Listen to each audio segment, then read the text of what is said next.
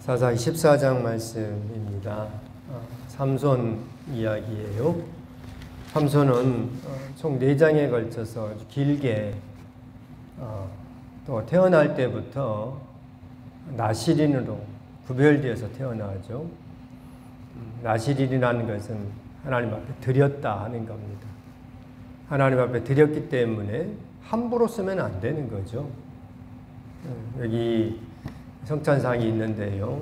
하나님 앞에 드려진 것이기 때문에 아무데나 그냥 밖에 내놓으면 안 되겠죠. 우리가 어제 죽는 날까지 나실인 그 말씀을 나눴는데요.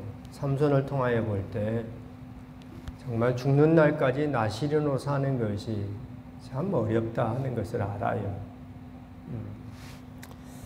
그러나 하나님의 뜻이 그러하다면은 삼손은 죽는 날까지 나실인으로 하나님 앞에 드려진 삶을 살아야 됩니다. 그것이 삼손에게 있어서 첫 번째 말씀이에요.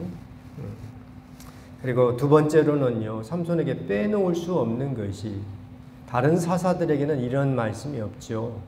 여호와의 영이 임하심에. 그래요. 오늘 본문에도 나오죠. 오늘 본문 6절을 한번 보겠습니다. 6절 같이 한번 읽죠.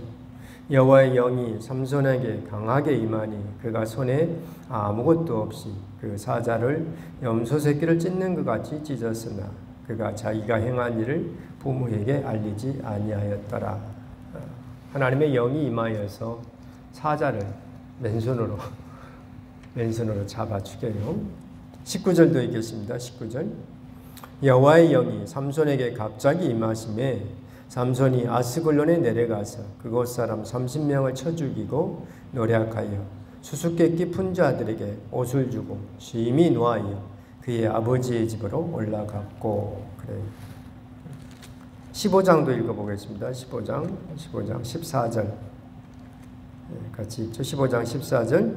삼손이 레이의 이름에 블레셋 사람들이 그에게로 마주 나가며 소리 지를 때 여호와의 영이 삼손에게 갑자기 임하심에 그의 팔 위에 밧줄이 불탄 섬과 같이 그의 결박되었던 손에서 떨어진지라. 하나님의 영이 임함으로 아무튼 사자도 죽이고요. 자신을 결박했던 그 단단한 줄을 그냥 불탄 아무튼 쉽게 또 빼낼 수 있는 그런 힘이 임합니다. 오늘 이제 우리가 14장 말씀을 보는데 하나님의 영이 임하는데 좀 격이 떨어집니다. 그냥 우리가 별 생각 없이 읽으면 하나님의 영이 임하니까 사자도 죽이는구나 이렇게 볼 수가 있어요. 대단하죠. 사자를 어떻게, 우리는 강아지도 이기지 못하는데 조그만 강아지 막 짖고 그러면 무섭잖아요. 부르려고 하면은. 그런데 그 덩치 큰 사자가 딱 서면은 사람보다 키가 크죠. 그런데 그 사자를 삼손이 맨손으로 죽입니다.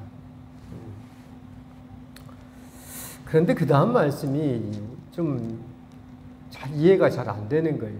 그 죽은 사자의 몸에서 꿀이 생기는 거예요. 그리고 그 꿀을, 죽은 사자의 몸에서 생긴 꿀을 사사께서 그 꿀을 떠먹는 겁니다. 자기만 먹은 것이 아니고 그것도 부모에게 갖다 줘요. 죽은 사자의 몸에서 생긴 꿀을 자기도 먹고 부모도 먹이고, 그리고 말을 안 하는 거예요. 어디서 생겼다는 건 말을 안 하는 거죠. 죽은 사자의 몸에서 생긴 꿀을 먹는 것이 괜찮을까요? 하나님 말씀에 비춰보면은 부정한 것입니다. 레위기 17장 15절 말씀에 그렇게 나오죠. 또 스스로 죽은 것이나 들짐승에게 찢겨 죽은 것을 먹은 모든 자는 본토인이거나 거류민이거나 그의 옷을 빨고 물로 몸을 씻을 것이며 저녁까지 부정하고 그 후에는 정하려니와 그가 빨지 아니하거나 그의 몸을 물로 씻지 아니하면 그가 죄를 담당하리라 그래요. 그냥 죽은 동물 사체를 먹지 말라 합니다. 근데 사사께서 지금 사자가 죽었는데 거기서 꿀이 생긴 것도 이상한 거예요. 거기서 생긴 꿀을 자기가 먹어요. 주님은 들짐승에게 찢겨 죽인 그 고기를 먹지 말라 합니다. 그런데 또 문제가 있어요. 오늘 말씀에는 수수께끼가 나오죠. 수수께끼. 죽은 사자의 몸에서 나온 꿀을 가지고 이제 그 수수께끼도 죽은 사자의 몸에서 나온 그 꿀을 가지고 수수께끼를 낸 거죠. 이렇게 말씀이 이렇게 갑니다. 또 삼손은 자기 결혼날, 결혼 잔칫날 사람을 죽이기도 합니다. 다시 한번 19절 읽겠습니다. 19절. 여호와의 영이 삼손에게 갑자기 임하심에 삼손이 아스골론에 내려가서 그곳 사람 30명을 쳐 죽이고 노략하여 수수께끼 푼 자들에게 옷을 주고 심히 노하여 그의 아버지 집으로 올라갔다 그럽니다. 그리고 이 지금 오늘 말씀에 이 모든 일이 어떻게 해서 이루어졌는가 하는 것을요, 이 일이 여호와께로부터 났다 이렇게 풀어갑니다. 4절도 있겠습니다. 4절.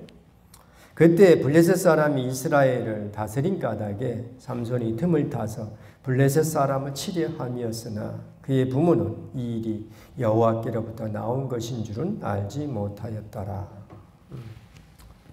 삼손에게서도 제 문제는요, 이방 여인과 결혼하겠다는 겁니다. 나실인인데 나실인이 이방인과 결혼하면 안 되죠. 그리고 이 결혼을 통해서 블레셋 사람을 치겠다 하는 겁니다. 그리고 이것이 하나님께로부터 나왔다 하는 거예요. 그래서 해석하기가 참 어려워요. 이 말씀은요, 이제 오늘 4절 말씀은 우리가 15장 또 16장까지 가면서 계속 봐야 할 것 같아요. 오늘 쉽게 결론 내리기가 쉽지가 않습니다. 어쨌든요, 오늘 이 일이 여호와께로부터 나왔다 하는 것을 어떤 주석학자는 그렇게 해요. 그냥 사사기 쓴 이 기자의 개인적인 생각이다 하는 것으로 그냥 넘겨버립니다. 그렇게 보면 안 될 것 같고요. 그래도 하나님 말씀이지 않습니까? 마귀가 예수님을 시험합니다. 그것도 하나님 말씀이잖아요.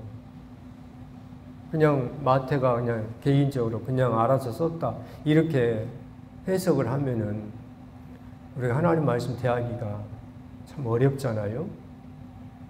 마귀가 예수님을 시험했다 하는 그 하나님 말씀이 뭡니까? 마귀가 예수님조차 시험할 정도인데 예수님도 시험하는데 마귀가 나는 어떻게 했냐 이거예요. 그래서 우리는 마귀의 시험에 대해서 항상 깨어 있어서 시험에 걸려 넘어가면 안 된다는 거죠. 그게 하나님 말씀입니다. 그죠? 네, 오늘 말씀도 여호와께로부터 나왔다 하는 것으로서 그냥 끝내버리면 안 된다 하는 거죠. 여호와의 영이 임하시며 하는 말씀을 오늘 이렇게 들어야 합니다. 하나님의 영이 임하심으로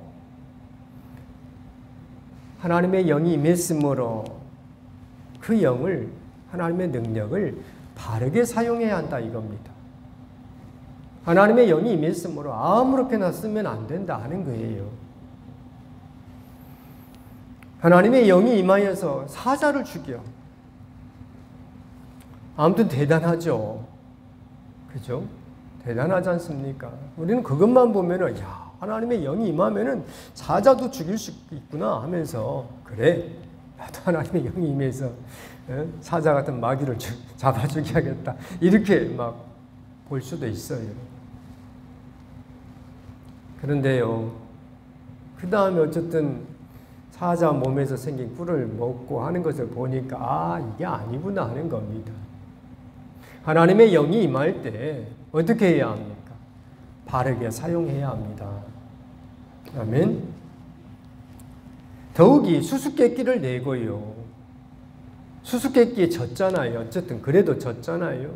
그런데 사람을 죽이고 도둑질까지 하지 않습니까? 지금 하나님의 영이 임하여가지고 19절 아까 그랬죠. 아스글론에 내려가가지고 그곳 사람 30명을 쳐 죽이고 옷을 빼앗아 와요. 이건 도둑질입니다.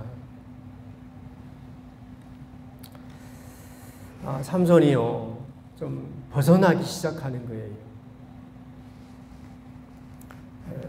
14장, 15장, 또 16장에 걸쳐서요, 삼손 이야기를 주님이 길게 해놓은 것은 하나님의 영이 임할 때 우리가 그 능력을 바르게 사용해야 한다 이겁니다. 그렇지 않으면은 아무리 하나님의 능력이 임해도요, 오히려 하나님의 영광에 누가 되는 그런 일이 많습니다. 그러지 않습니까? 지금도 그런 일들이 있잖아요. 어떤 능력이 있는 종들이 하나님의 영이 임하였다 하여서 성령 충만하다 해서 자기 사리 사욕을 채우는 그런 경우가 많이 있지 않습니까? 우리가 정말 주의 말씀, 하나님의 뜻을 잘 보기 어려운 것은요, 내일 우리가 에나골의 샘을 터쳐주시는 하나님의 그 일을 봐요.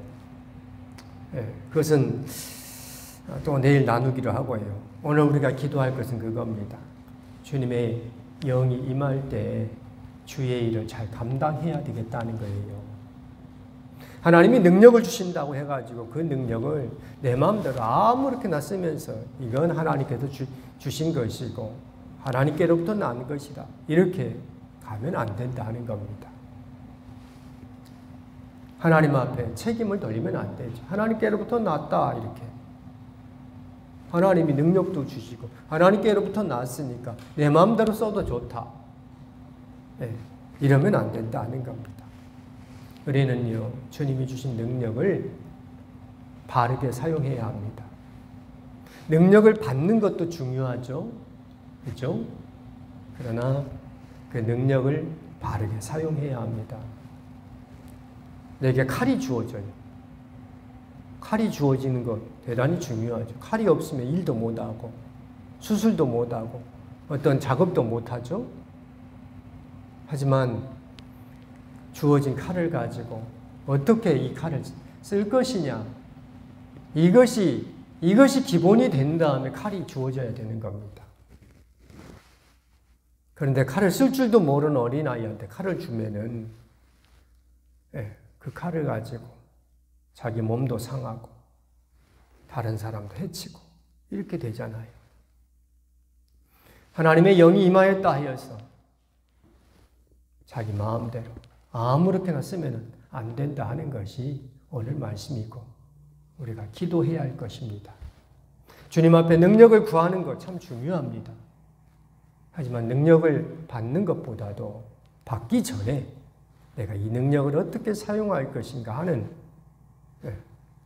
하나님의 능력을 바르게 사용할 수 있는 우리 모두가 되기를 바랍니다. 기도하겠습니다. 거룩하신 하나님 아버지, 은혜를 감사합니다. 너무나도 부족하고 연약하여서 세상을 이길 수가 없나이다. 하나님 아버지, 우리가 세상을 이길 수 있도록 하나님의 영을 부어주시옵소서. 주님의 영이 충만하게 임하게 하여 주옵소서. 그러나 주님, 하나님의 영을 가지고 주님의 능력을 가지고 아무렇게나 사용하여서 하나님의 영광에 누가 되지 않도록 하여 주시고 우리가 바르게 사용할 수 있도록 날마다 깨우쳐 주시고 주의 말씀으로 우리를 이끌어 주시옵소서. 예수 그리스도 이름으로 기도드립니다. 아멘.